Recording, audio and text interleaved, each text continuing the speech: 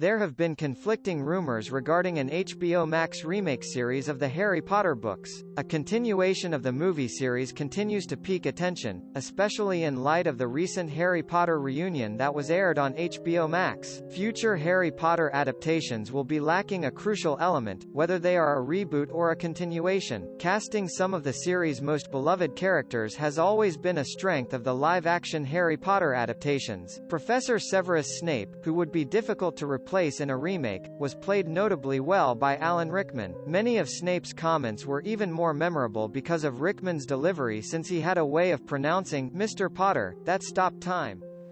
I can teach you how to bewitch the mind and ensnare the senses. I can tell you how to bottle fame, brew glory, and even put a stopper in death.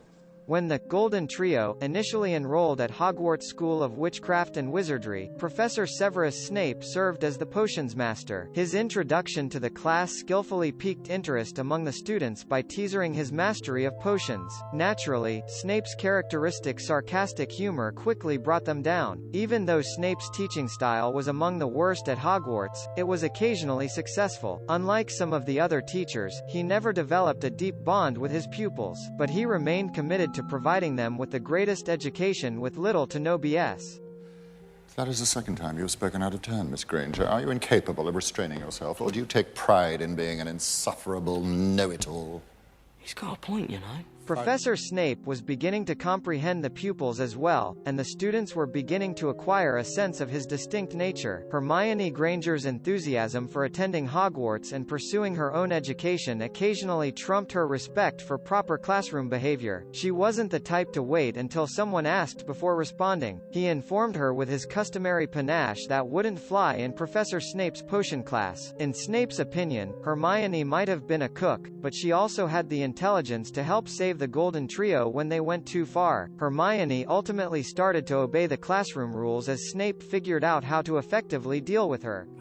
How extraordinarily like your father you are, Potter. He too was exceedingly arrogant, strutting about the castle. Compared to the other Hogwarts professors, Professor Snape and Harry Potter shared a special bond. James Potter, Harry's father, and Severus Snape both attended Hogwarts. James and his companions tormented Snape at school, and even after James's passing, he still harbored part of that resentment. Snape noticed at a way that Harry Potter resembled his father in certain respects. Early on, it caused some misplaced rage toward the young Harry, but when more of Snape's background came to light, people began to understand why he occasionally mistreated Harry.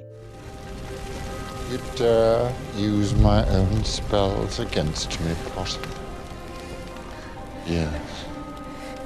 I'm the half-blood prince.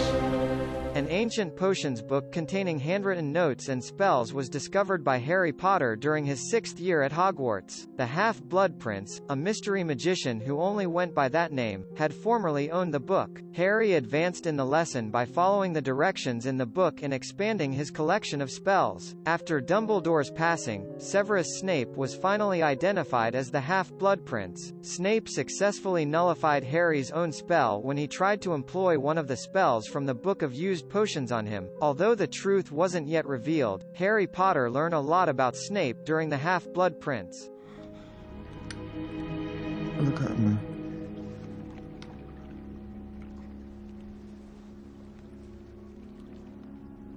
You have your mother's eyes.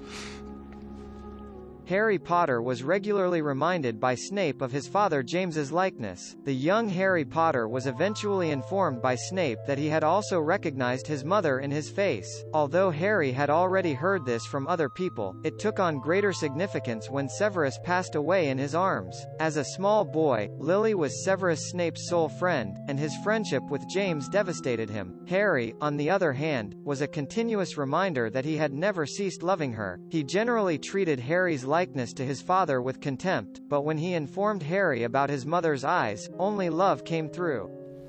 Understandable. Over the years, I've played my part well. So well, I've deceived one of the greatest wizards of all time.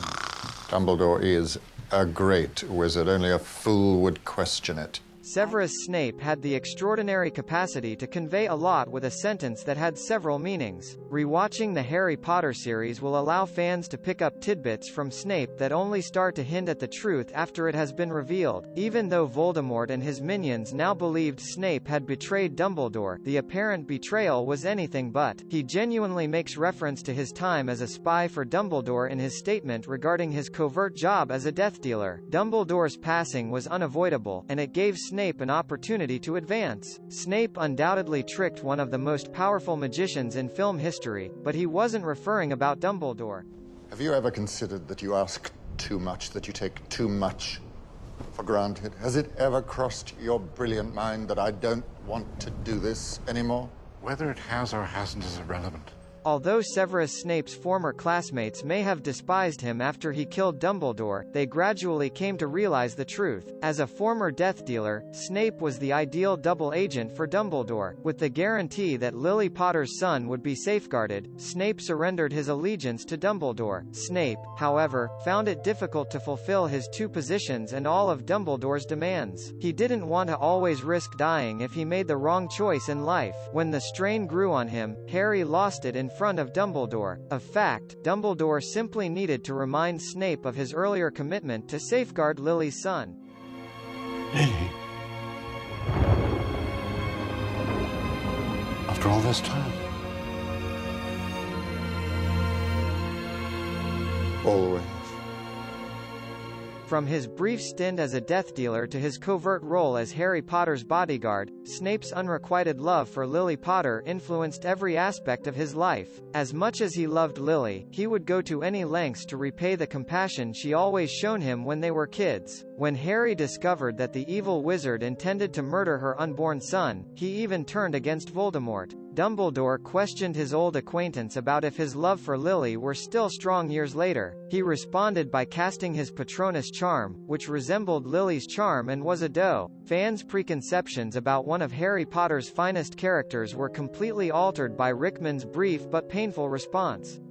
Hey, if you enjoyed this video, make sure you click the like button so I can feel all mushy inside. Also, click the subscribe button while you are there, and then since you are on such a clicking roll, why not click on another awesome video that is already loaded up right here. You don't even have to watch it, just let the video play at 1% while you eat your sushi or something.